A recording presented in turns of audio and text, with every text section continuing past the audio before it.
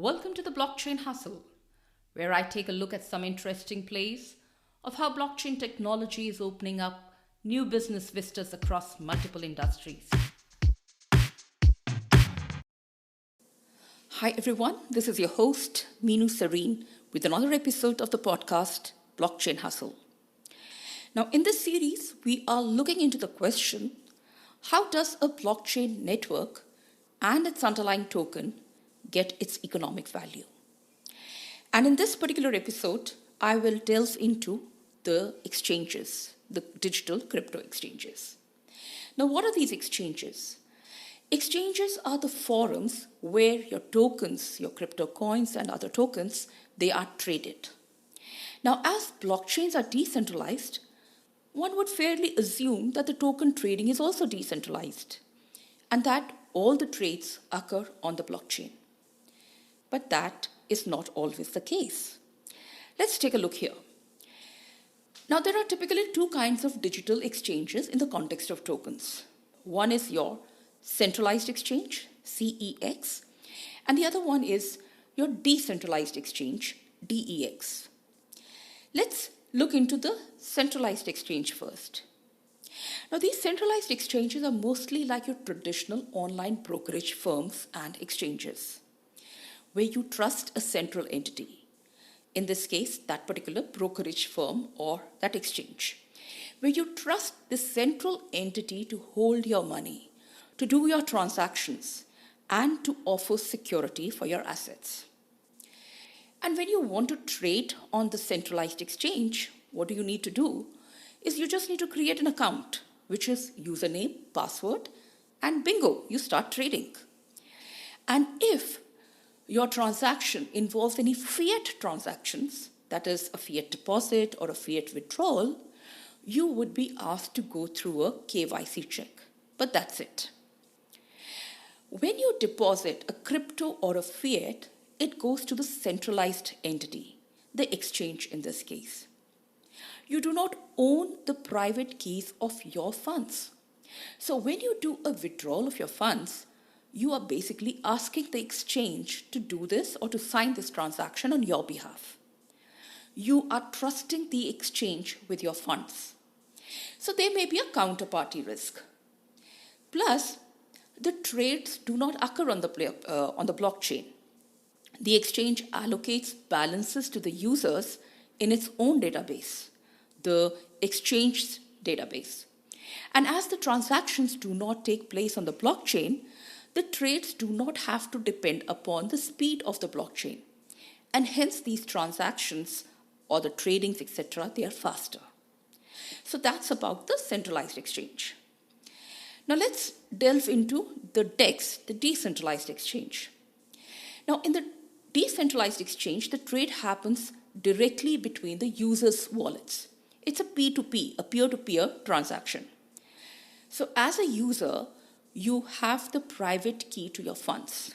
That is, only you have the custody of your funds and not any exchange, unlike in the centralized exchange. So it's basically an exchange where the orders are executed on the blockchain using smart contracts. Now, having said that, there are different versions of the decentralized exchange.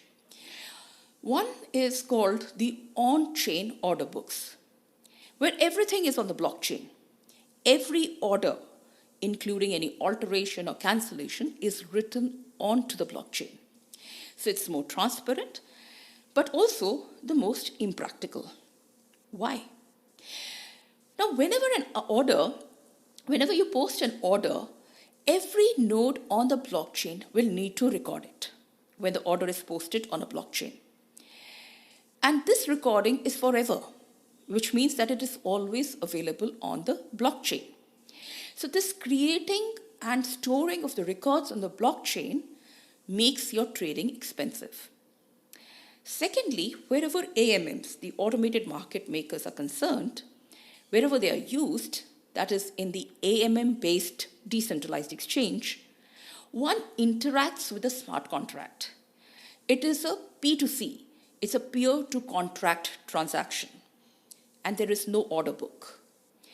And all the interactions with the smart contracts, they involve gas fees. again making your trade expensive. And also, as each node on the blockchain is involved, the transactions take time. So the bigger the network, the more time it takes. And this slows down the trading speed. So these exchanges are slower than the centralized exchanges. Now further, this model is associated with some possible flaws. What if an insider, being aware of a pending transaction, uses that information and he places a trade before the transaction actually gets processed, before the information goes public? This is termed as front-running and it is illegal. Stellar and BitShares Decentralized Exchange are examples of on-chain order books or on-chain order decentralized exchanges. The other one are what we call it as the off-chain order books. It has got partial decentralization. Here, while the trades get executed on the chain, the orders are not posted or recorded on the blockchain. Only the execution is on the blockchain. So the orders are actually hosted and they are managed somewhere off the blockchain. And this could be one or multiple entities. And these hosts, what they do is they can tap into a combined liquidity pool and then they can relay the orders between the users. And once the parties are matched, the trade gets executed and this trade execution happens on the blockchain. Binance Decentralized Exchange, DEX are a couple of examples of your off-chain exchanges. So to summarize, as far as the centralized and the decentralized exchanges are concerned, what are the pros and cons? In a centralized exchange, you see that it has high trading volumes. It offers good liquidity. And because the transactions are not happening, the trading is not happening on the blockchain, it has got high speed and it's a very easy to use interface. So whenever anybody is starting on to trading on these digital exchanges, they usually would start with a centralized exchange. On the flip side, as these centralized exchanges, they store the personal data of the individual users, they are not truly anonymous. The centralized exchange stores the private keys in hot wallets, plus the exchange controls the funds. So this leads to security and counterparty risk concerns. The decentralized exchange, on the other hand, it offers greater anonymity for the investors. The user control funds, the users, they control the funds because it's a P2P or a P2 contract, so there are no counterparty risks. The exchanges do not hold the user funds. On the flip side, these decentralized exchanges are not so user-friendly. So usually, who are the clients here? The clients are usually the experienced crypto traders who like to have full control of their funds or they prefer the anonymity which is associated with the decentralized exchanges. So this is on the exchanges, the centralized exchange and the decentralized exchange. So this is all for this particular episode. I will see you in the next episode.